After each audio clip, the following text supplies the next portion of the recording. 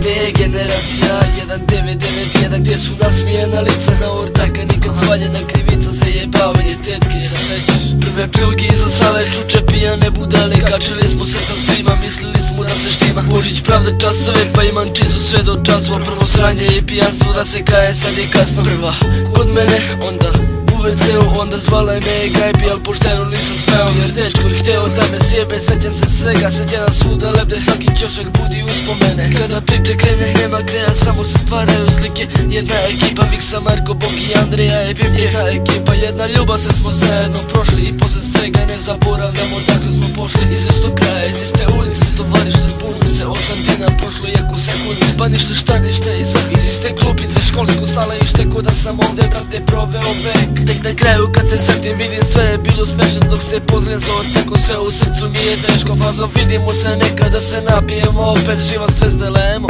i da setimo se dana kada svi smo bili zajedno. Evo vamo još jedan tu, sam ortak još jedan tu jedemo. I znate šta, hoću da za 10 godine kad krajem prođe kolima u tim novim klincima prepoznam nas.